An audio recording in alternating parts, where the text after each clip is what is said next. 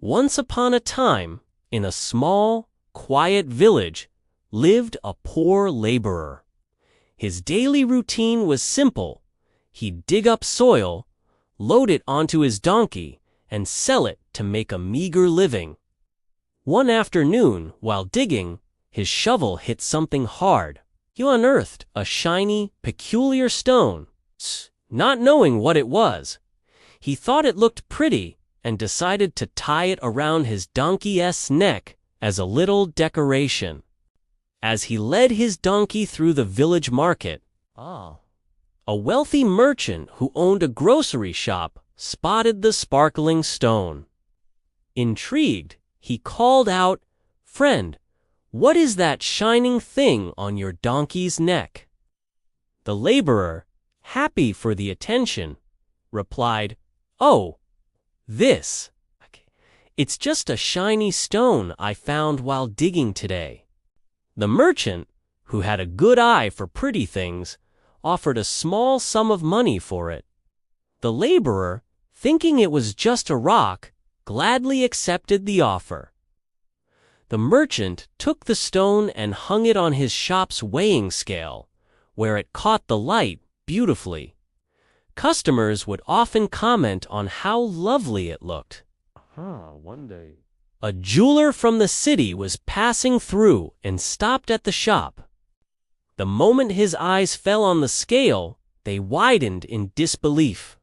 He saw the stone for what it truly was, a massive, priceless diamond. Struggling to hide his excitement, he casually asked the merchant, "That's an interesting ornament.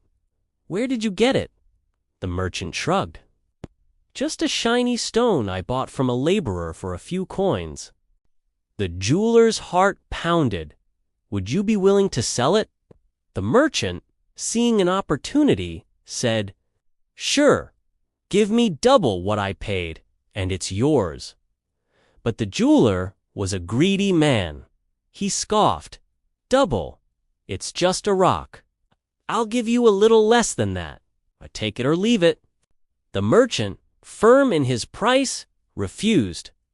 The jeweler, confident the stone would still be there, walked away, planning to return the next day and bargain again.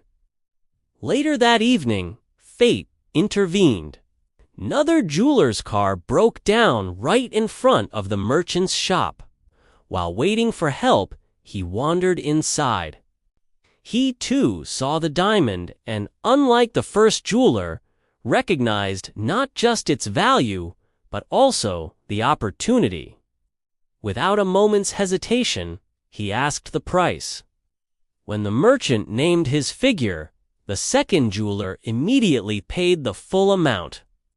No questions asked, and left with the diamond.